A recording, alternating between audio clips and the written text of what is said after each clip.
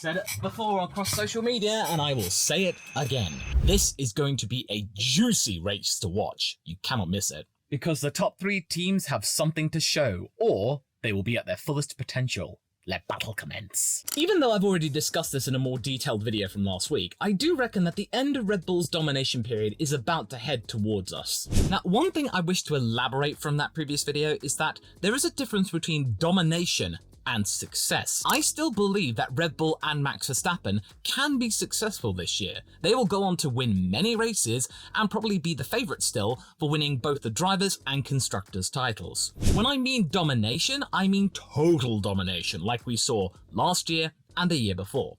This year might be more of a challenge, and then next year, even more so, as convergence happens. The diminishing returns factor of Red Bull that Adrian Newey has been saying quite a lot recently might come into effect, and there might be some more potential found from the other teams, meaning that we might get a 2021 situation in 2025.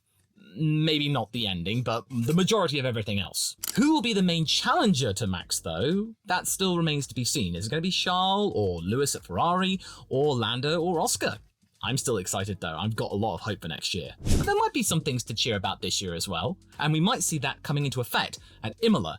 It might decide what we might expect throughout the rest of this year, even though his own personal preference would be that he wins by 20 seconds, since he spent the majority of his junior career fighting very close combat battles. A couple of years, or at least a season or two, that you don't have to deal with that could be a nice breather. And of course, it's perfectly reasonable to think that that trend might continue if Red Bull's upgrades that they are bringing to Imola are fruitful and enough to keep them ahead of everyone else. That Ferrari's upgrades and McLaren's upgrades might not be enough to get faster than the RB20. But we still don't know the extent of these upgrades. They did bring a decent package to Suzuka, a fairly big one, but not nearly as big as what Ferrari have brought to Imola and what McLaren brought to Miami, and are now bringing for both cars this time out. Maybe some upgrades that were touted for further down the season, sort of what they did last year when they just trickled them out every 5 or 6 races, they might have been rushed forward a little bit. That maybe they don't ideally get to dictate how they upgrade the car. They might have to throw some more things in that they might not ideally have wanted to. We don't know, but the fact that we're not really all that sure about what we could expect, that's interesting. But one thing is for sure though, many people are saying that what Ferrari needs to do to get past Red Bull is find 0.4 of a second, almost half a second, with these updates, which is effectively the 2.0 version of the SF24. Ferrari reckons that they found about 0.3 or so, but that could easily be more, it could easily be less, it could be track specific. Imola might not be ideal, but I doubt that, considering that Imola is only like an hour away from the Maranello factory, and if they did need to make any last minute changes, it would be quite easy to do so. As for McLaren, both Norris and Piastri will have the improved MCL38, and considering how close Oscar was to Max before the bollard damage, I want to see how the Australian handles the full fat McLaren. And if you're wondering about Mercedes, because they have brought upgrades themselves, I don't expect them to be joining the fight for the top 3, because according to the race's Gary Anderson, all of the tweaks that they brought from Miami and the ones maybe they're bringing for Imola indicate that Mercedes still don't know where they want to take the W15, and it's not what Toto's expecting. And I bet that he wasn't expecting to lose another couple of key personnel that were actually really important to the succession plan of that team. Jerome D'Ambrosio and Loic Serra, they have both left Mercedes and have gone to Ferrari. Which I find ironic and a bit like tit for tat, because Allison and Simone Resta, who Mercedes have poached from Haas, did work for Ferrari before, so Ferrari have just sort of gone, oh yeah, you took our personnel, well we'll take yours, ha! Losing Loic Serra to Ferrari was bad enough because he was effectively in charge of chassis and performance. That is a big scalp for Toto. He's going to Ferrari to be Fred Vasseur's second in command, the deputy team principal. He was expected by many to be Toto's successor should he decide to retire. All those years working with Jerome, they'll have counted for nothing, and that means he's got to train somebody up all over again.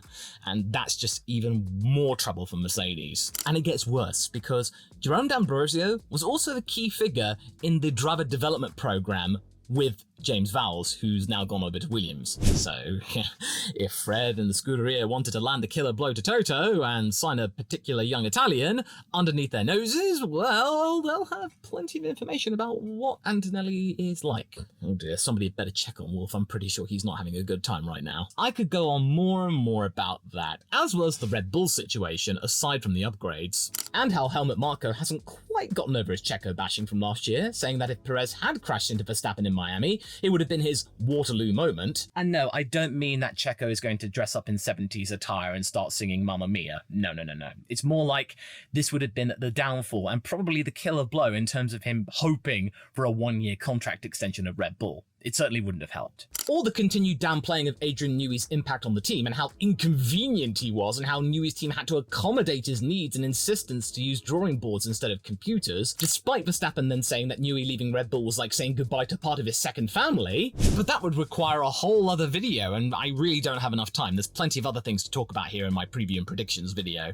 But if you would like to hear more about that, maybe consider telling me by liking the video. And don't worry, I'm not going to be talking about the Lawson-Ricciardo rumours or the Antonelli-Sargent debate, because I've already talked about in these videos here. What I will repeat myself on, because this is really good news here, and especially for anyone who is an old school Formula 1 fan, is that there have been some changes to the Imola circuit. And don't worry, nothing to do with the track layout itself, it's more to do with the stuff around it. And you'll like this. Imola has gotten rid of their overly huge asphalt runoffs throughout Sector 2, according to aerial shots sourced from Google Earth and F1 Fan 2004 on Reddit, where the track is starting to look more like the 2000s version. And whilst many would argue that this might limit overtaking since the drivers can't use any more runoff, otherwise they'll be ending up beached, and especially since at Gresini there's practically no runoff at all, which means that they might make a Massini at Gresini, this does mean we'll start to see hardcore racing, where you have to be very careful where you pick to overtake. And it'll also come as a major relief for the FIA, because track limits, they might not be nearly as much of a problem, because going through Acqua Minerale, Gresini, all of those corners, oh yeah, that might be tricky, because we might see an incident like the Red Bull Ring. But now, no, we won't.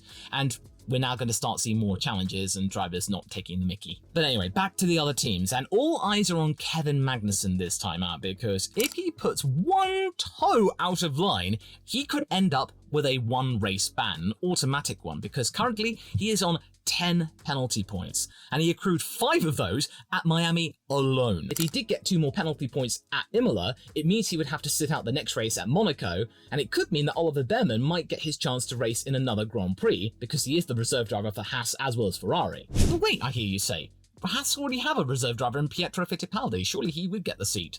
Well, he could. It depends whether or not Ayo Komatsu wants to take the gamble, because if Behrman does go into Haas for a second Grand Prix, he cannot sub in for another race. If he does, he's no longer eligible to take part in free practice 1 sessions to train up for the following season, because it's obvious he's going to be going to Haas next year, and that's not part of Komatsu's plan. He wants to give Behrman as many free practice 1 sessions as possible, so pay attention to what Haas does should Magnussen get a 1 race ban. The way that Kevin is being treated right now is really indicative as to how I feel Komatsu is treating him right now and where his status is in relation to the team. Because let's not forget, all the stuff that's happening between Steiner and his former team, it's breaking down hard. You might remember that Steiner is suing Haas for allegedly using his likeness and his branding against his own wishes and without his permission. Well, Haas has clapped back by basically him doing the same thing with his own autobiography, Surviving to Drive and all of that stuff. It's a good book, by the way, but I think they've gotten themselves into a tricky situation where they're just going to be suing each other left, right, and centre, so don't expect Steiner to make a comeback anytime soon, or with another team. And Magnussen was part of the Steiner era, and I don't see a future for Kevin at that team. And right now, they are hurting from the fact that they have not secured Nico Hülkenberg for another season, even though they tried really hard, supposedly, to secure his services for another couple of seasons. But the allure of Sauber was just too strong to resist. Being the assistant to Nico Hülkenberg, so that means he can go on and score some decent points, and if Kevin scores, then that's nice, but if he doesn't, well, he's played the team game. He's taken one for the team. He's been a good sport, but it's not sitting well with him, obviously. He's talked about it. He doesn't enjoy this role. So I imagine that, okay, well, if I'm going to be doing that, I may as well have some fun with it and take it to the extreme, as we saw with Hamilton in Miami, and Jeddah, of course, and then in China. China, it's not been a good year for Kevin in terms of his overall psyche and his morale and how Haas is treating him at the moment. They kind of want him to go. If he stayed next year, it would be a miracle. He certainly wouldn't be a team player when it comes to potentially training up Behrman, because he said, "I'm not here to babysit." Therefore, many other drivers are being connected to replacing Magnussen, such as Bottas, Ocon, even Zhou Guanyu is being touted to go there.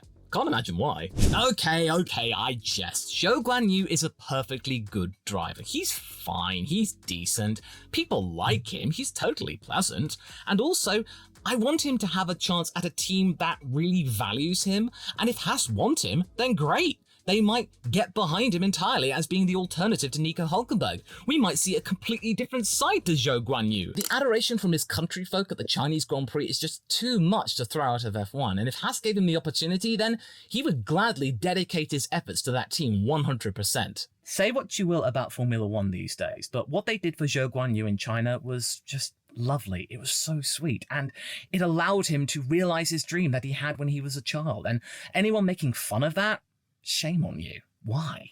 Just let the guy have it. Aston Martin has upgrades, as well as Haas, in response to Racing Bull showcasing theirs in Miami, and then generating a huge scalp against the team in green. I've already dabbled in the topic of Aston Martin's drivers both needing to step up, because the response from Racing Bulls and Haas is a lot more than I or them expected. Aston Martin need their upgrades to work, because if they don't, they can forget about 4th place, and instead, they'll have to try their darndest to keep 5th place, or else Racing Bulls might just leapfrog them, and Haas might be giving them plenty of trouble.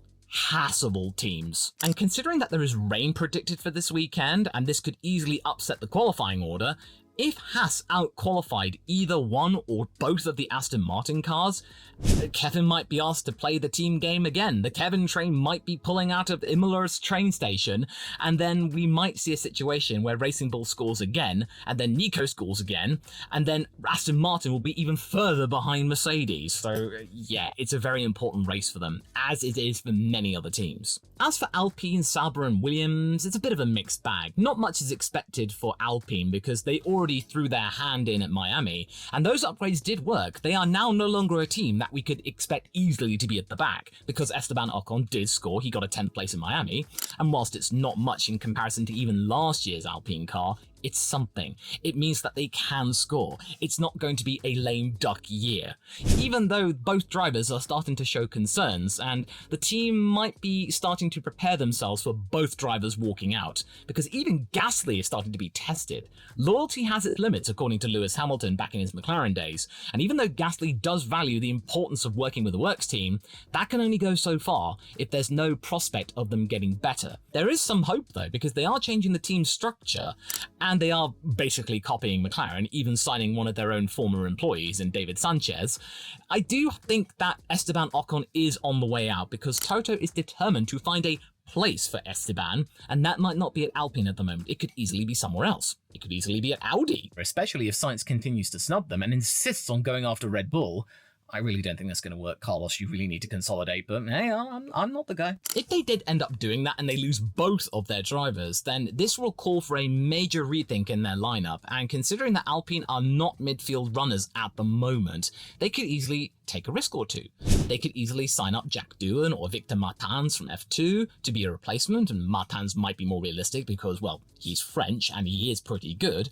And also, I do think my theory of Mick Schumacher might hold some water, especially if Gasly leaves, because it was reported that Bruno Famin was in the garage of Alpine during the wet ground at Spa, and Mick Schumacher was continuing to do his efforts and being one of the faster Alpine drivers, if not the fastest, and many of his teammates have actually been commenting on his hard work and dedication to the operation, and right now, Alpine needs hard-working and determined drivers, and Mick Schumacher could easily be the person to help lead that team alongside either Martins or Doohan. That could be a decent lineup as part of their regeneration. As for Sauber though, they are promising some more upgrades, especially for the pit stop equipment, that we might no longer see any issues with cross-threading and them losing time in the pits when they could easily be going for some points. I still think they left points on the table because of those issues. If only they had figured out that problem before the season started. But again, it was necessary. Audi probably wants to make these mistakes now rather than in the future when they become Audi and then they look like a laughingstock. Sauber, it's a legacy brand. Doesn't really matter. They can look silly. Audi won't. They might even have some on-track tweaks as well, which might mean that they are no longer at the back, which might mean that Williams are at the back once again, because Alex Albon's time at the moment with that team is not looking good. He cannot fall back on what he was able to do last year and basically defend to the ends of the earth to try and secure some decent points, because the Williams car can't do that anymore. Sure, he's mentioned that it's better in the corners, but there are still some things to find and discover. And considering what the game plan is for their team principal, he is quite happy to let 2024, 2025 hang as far as he's concerned. That it's all about 2026. And whilst I do admire that dedication for the long-term future of the team, right now, it's not looking good trying to score some points and at least getting an opportunity to get ninth and maybe a few more $1 million in prize money, but at least they get some development time, I suppose the swings and roundabouts. But I'm pretty sure that their brand new major sponsor in Komatsu, their biggest paying sponsor ever in the history of the team, might not take kindly to them being right at the back and then not getting any airtime, save for any interviews with the Haas team principal. Yes, I know it's a tired joke, but you still gotta make it. But it's certainly not doing Albon any favours, and he's starting to get a little bit less committed to the cause, especially if this continues. And how is Logan Sargent supposed to prove the grid wrong if the team principal is more than happy to sacrifice the team's short-term success for long-term profitability and prosperousness? Yeah, I don't think Logan Sargent is long for that team, and I think he should consider his options. Maybe he should go to IndyCar. He did consider it before F1. And it doesn't help that Racing Bulls and Haas are upgrading so fast and their upgrades are being successful, and it might mean that Williams might not even get a chance to show what their upgrades can do. They had upgrades at Miami apparently, but I didn't notice anything, save for Logan getting 10th place in the sprint. He was very close to points, and imagine that. If Logan had scored a point and Albon hadn't, that would have made things awkward if he got dropped for Imola, because he was the only one who had scored up until that point. But enough of the pontification. Let's get on to the predictions. Okay, I am really going to probably regret this decision, but I think that Charles Leclerc will win the Emilia Romagna Grand Prix. There I said the actual name. But it's not going to be an easy walkover. It's going to be by less than 5 seconds to second place man, Max Verstappen. I can't really say with full confidence that Max would win this Grand Prix because I don't really know the full extent of these upgrades that Red Bull are bringing to this Grand Prix, because they've kept it close to their chest, whereas Ferrari, they've been showing the world what their new car is all about. Whether or not that might come back to hurt them later on in the year, since they've got plenty of material and photographs out there for other teams to peruse, right now, at Imola, it might give Charles Leclerc what he needs to get a victory, his first in quite a while. And also, the direction of the team is very much in his favour, because he's going to be there next year and the year after that, and Carlos Sainz isn't. So why would you gear the car towards Carlos because he's going to be gone in a few months at the team's own whim? And Charles Leclerc needs that confidence boost, because if he wants to have any hope of challenging Max Verstappen for the title, or at least some more wins, he needs the car to be right behind him. And the odds are looking good, they just need to be even better. And if Charles can get the pole and Max Verstappen ends up third behind a McLaren maybe, then I think the odds of Charles getting that win are even more so. And again, Max Verstappen second place, but it will be very close. And wait, hang on, wait, you're saying that McLaren won't be better than them? Well, yes, I am kind of limiting my expectations here, because Lando Norris third place, I need to be realistic, because Ferrari, they are very confident with their upgrades, and they could be even bigger than McLaren's. And Red Bull, we don't know what they're bringing. But I cannot deny Lando being expected to get a podium, because Imola is one of his strongest tracks. He's done well here all the time he's been in F1. This and the Red Bull Ring, you could easily expect him to get a good result without really needing to consider the car's performance in and of itself. So I do think that Lando is guaranteed at least third, barring any turn 1 accidents or any mechanical issues. Fourth place, I think, will be Carlos Sainz, because even though I've been saying that the upgrades are not going to be favouring him, and that might apply to Checo as well, because that seems to be the case every single year for Red Bull. It starts off with something that Checo can handle, and then it goes back toward Max. I feel like it's going to be even more so, because Carlos isn't going to be there next year, but because of his determination to impress Red Bull themselves, as well as trying to find himself not out of a job next year, which could easily happen if he is getting too cocky, then fourth place could easily be good, because he is outperforming that car. Nor can I discount Oscar Piastri from taking 5th place because he was so good, underrated in the first half before Max Verstappen sustained that bollard damage which cost him 2/10. Some people are speculating that Red Bull even had cooling issues, which means they had to turn the engine down even more so, which then sort of undermines Lando's win even more, but I've not seen that being confirmed by Red Bull themselves. Christian Horner in interviews has been quite quick to actually say if there's been an issue, because remember in Melbourne, when Checo couldn't get past the position he finished in, and that was down to floor damage, and that was made clear by Horner? I just feel that might have been the case here. I don't know about the cooling issues, it's not been officially confirmed, but either way, Oscar did good with the semi-skimmed version of the MCL38. I feel like he will be in contention for 5th place, but his inexperience, I cannot put him any higher than that because the Ferraris are going to be on it, Lando's going to be on it, Max is going to be on it. There are far better drivers right now, but that will change in time. I feel like Oscar is getting a good handle on his tyre management and his race management overall, but it's still something he needs to work on. But 5th place, surely 5th place is likely for the Australian. Much like how I reckon it's likely that Audi will stop waiting for Carlos Sainz to decide where he wants to go, especially if he's insistent in chasing the Red Bull dream that might not happen. You can find out more about my thoughts here in this video that you can click on right now, and Carlos, I like you man, but yeah, stop being cocky mate.